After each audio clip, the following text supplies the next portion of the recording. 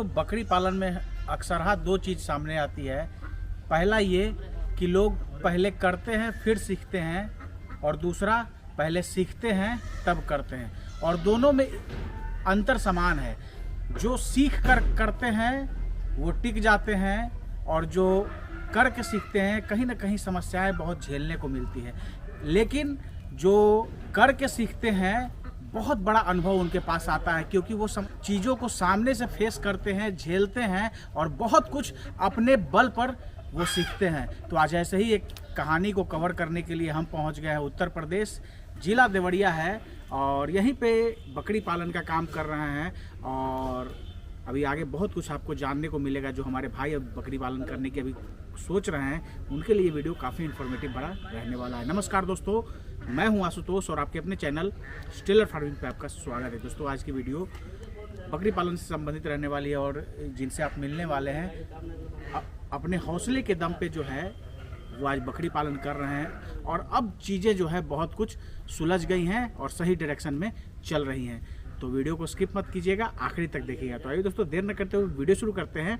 Video शुरू करने से पहले एक रिक्वेस्ट है कि अगर वीडियो पसंद आए तो एक लाइक जरूर करिएगा, चैनल पर नए तो सब्सक्राइब कीजिएगा।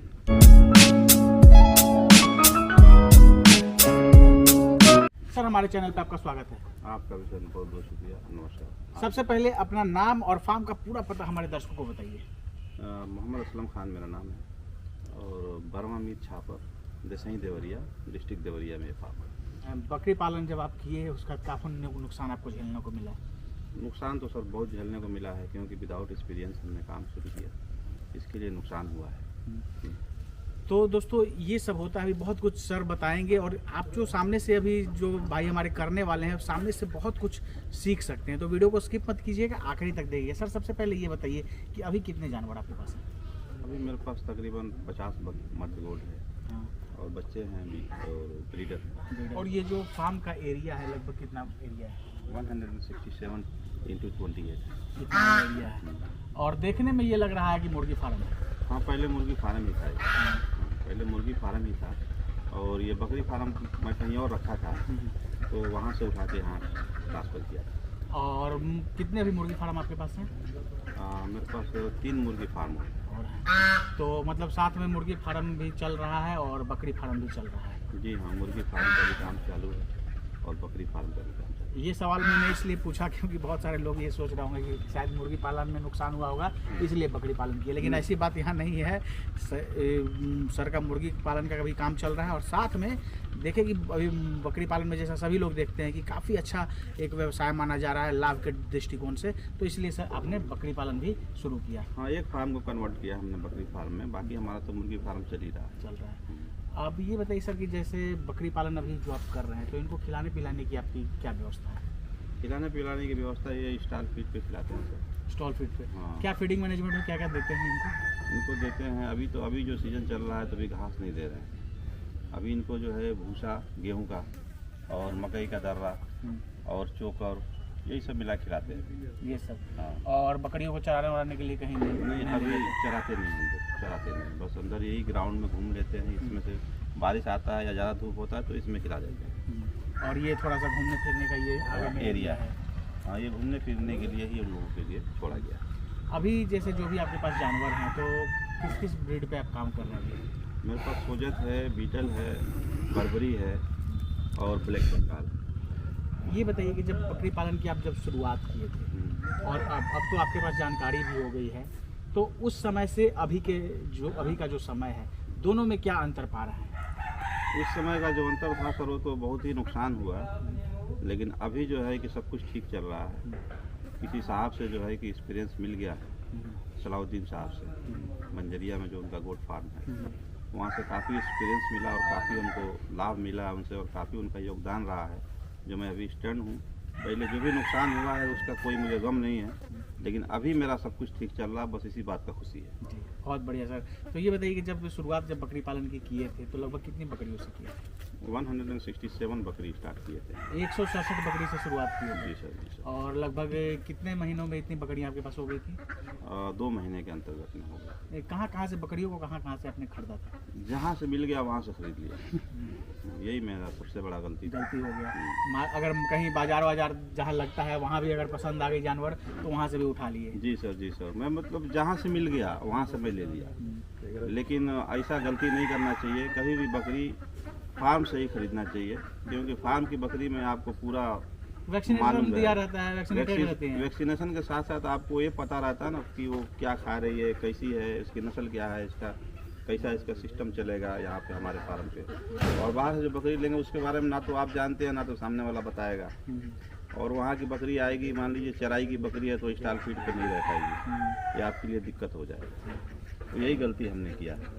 तो जब ये जैसे आपके पास जब 167 जानवर हो गए तो फिर क्या वहाँ से फिर क्या क्या समस्याएं आपको झेलने को मिली? समस्याएं सर बहुत आई और बहुत झेला मैंने, जो है कि एक रात में 18 बकरी मरी है। लेकिन अभी मेरा सब कुछ ठीक है और अभी मैं स्टैंड हूँ और इंशाल्लाह अभी फ़ायदा हो जाएगा। तो कुल मिला के जब अब जानकारी हो गई तो अब जो मोर्टेलिटी वगैरह है वो सब अब नहीं हो रहा है? नहीं, मोर्टेलिटी तो बिल्कुल जीरो है मेरे पास, ऊपर वाले का करम है। मेमने भी जो अब आ रहे हैं सब सुरक्षित हैं? हाँ, पहले मेमने भी बहुत मरते थे, लेकिन जब से सलाउद्दीन भाई से थोड़ा सा इंटरव्यू लिया था लास्ट में, और उसके काफ़ी दिन पहले से मैंने इनके कांटेक्ट में रहा हूँ, तो उनकी डायरेक्शन से अभी मेमने भी मरते नहीं है। पहले मेमने मरते थे बहुत ज़्यादा, अभी मेमने नहीं मरते हैं, बिल्कुल नहीं मरते हैं, जीरो मोर्टेलिटी है मेरा। तो अब जैसे जानवर जो भी हैं सब वैक्सीनेशन वगैरह इनका करते हैं?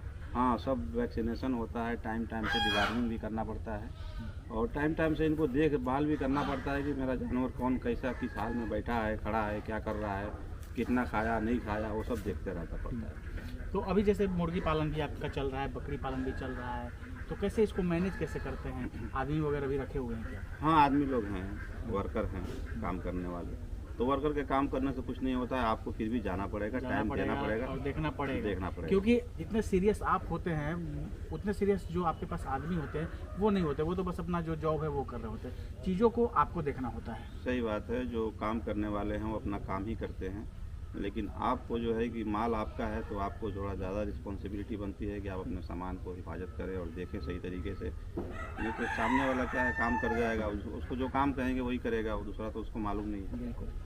अभी जैसे बरसात का मौसम शुरू हो गया है तो बकरी पालन में 2 मौसम जो है काफ़ी खतरनाक माना जाता है, एक तो ठंड का मौसम और एक बरसात का मौसम। इन दोनों मौसम में काफ़ी मोर्टेलिटी होती है जानवर की, अगर अच्छे तरीके से आपने सावधानियां नहीं बरती है तो बरसात को लेके क्या आप कर रहे हैं?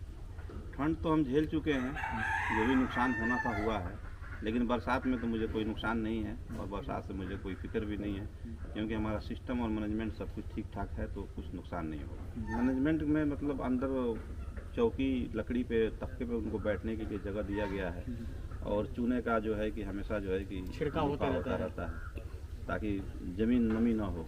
और बाहर से जो है अपने तिरपाल भी डाल, बाहर से पूरा पैक हो जाता है और बकरी ज़मीन पे नहीं बैठे, लकड़ी पे बैठे तो कोई दिक्कत नहीं है। और नमी की कोई संभावना नहीं? नमी बिल्कुल नहीं है हमारे फार्म में, आप देख लेंगे तो फार्म के अंदर नमी नहीं है। अब ये बताइए कि देख रहे हैं कि अलग अलग जो है आपने बैरिकेडिंग करके रखा हुआ है, तो वो किस लिए?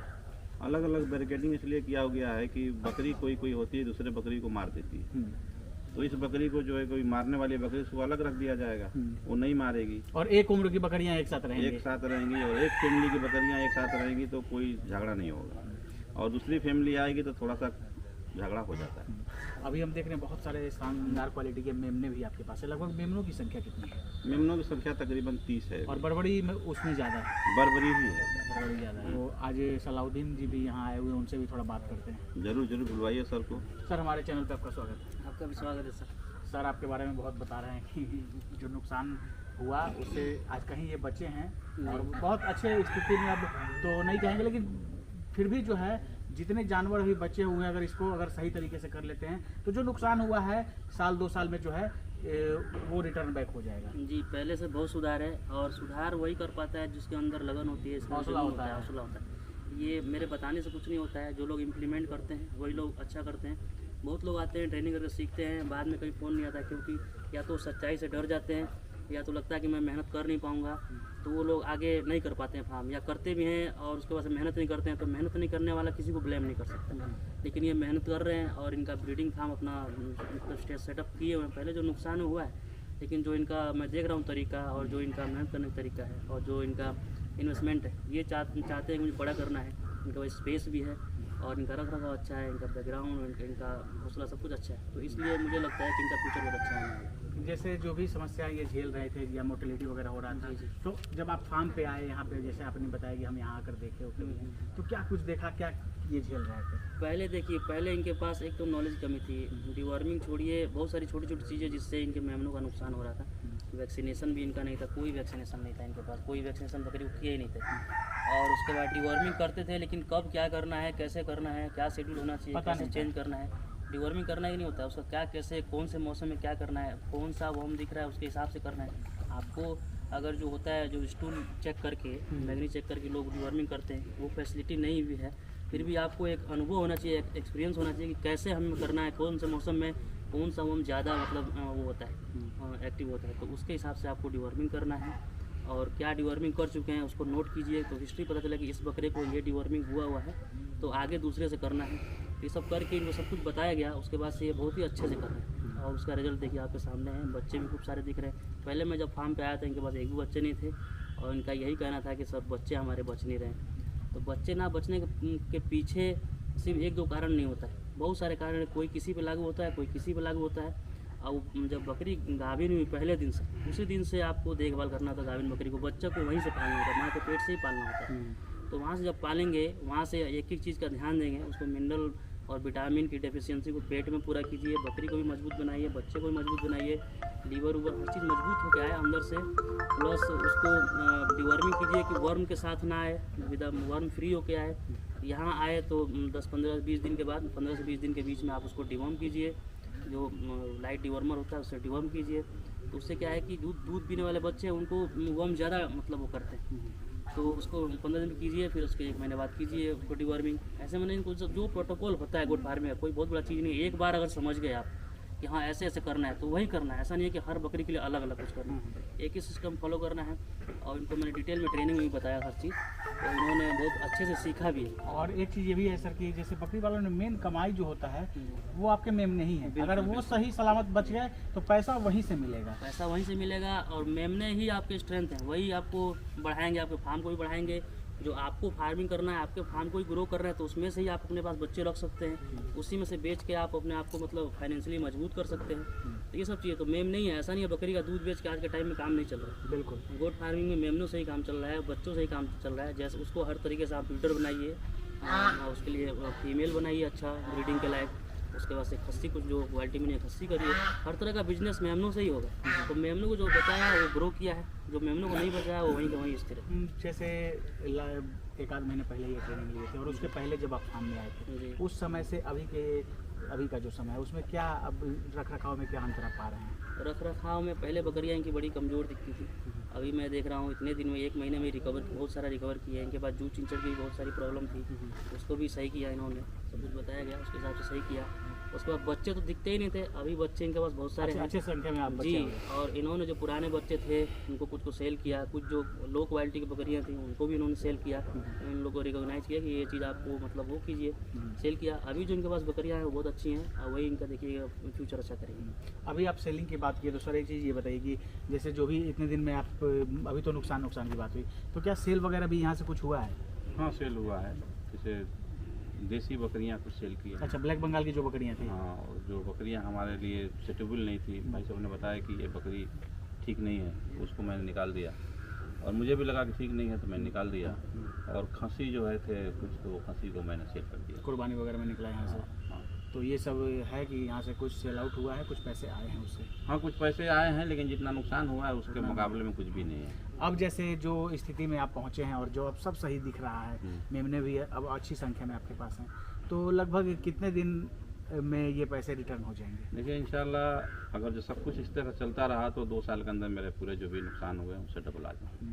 और अब जितना है उसी में सब सही करना है या फिर जानवर वगैरह लेना है? नहीं, जानवर नहीं लेना है, जितना है वो काफ़ी है। संख्या काफ़ी है अभी हाँ, आपके पास। मदर गोड मेरे पास 50 के करीब में है, तो संख्या बहुत है। अब इसी यही बच्चे देंगे, इसी बच्चे से जो है हमारा जो नुकसान हुआ है वो भरपाई होगा। कभी भी देखिए आप कहीं मंडी से या कहीं से भी खरीदिए, कोई अपना बेस्ट लॉट आपको नहीं दे पाएगा। बिल्कुल। आपको बेस्ट लॉट आपको खुद ही बनाना पड़ेगा अपने फार्म पे। कहीं मंडी से भी लाइए, कहीं से लाइए। 100 बकरी लाएंगे तो हो सकता है उसमें 10 ही बकरी आपका अच्छी हो, या 50 लाएँ तो 5 ही अच्छी हो, 10 अच्छी हो। उसी 10 से आपको अपना फार्म को अच्छा करना है। बाकी सबको धीरे धीरे आप उसको सेटल कीजिए जैसे करना हो।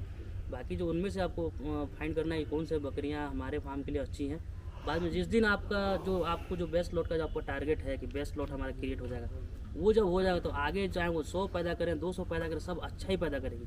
अच्छा पैदा करेंगे तो जिसको भी देंगे वो खुश रहेगा, आपको भी फाइनेंशियली मजबूती मिलेगी और फिर आपका काम बहुत आसान हो जाएगा। तो आपका टारगेट ये होना चाहिए कि हमें अगर 50 पालना है तो 50 को आपको मतलब नस्ल सुधार पे काम करना है, उसको इन्हेंस करना है कि कैसे हमारी मतलब गोट फार्म हमारा अच्छा हो जाए, हमारे नस्ल हमारी गोट फार्म की ब्रीड अच्छी हो जाए, कि हमें उसमें फिर छांटना ना पड़े कि ये चीज़ हमारा ख़राब है। ख़राब पैदा ही नहीं होगा फिर। बिल्कुल। फिर जब ब्रीडर अच्छा और मदर गोट सारे एक्सीलेंट क्वालिटी के रहेंगे तो फिर तो अगला बच्चा जो आ रहा है वो समझ लीजिए कि एक्सीलेंट ही आएगा, उसको देना ही आगे। बहुत बहुत धन्यवाद सर, आप दोनों का समय देने के लिए और जानकारी देने के लिए।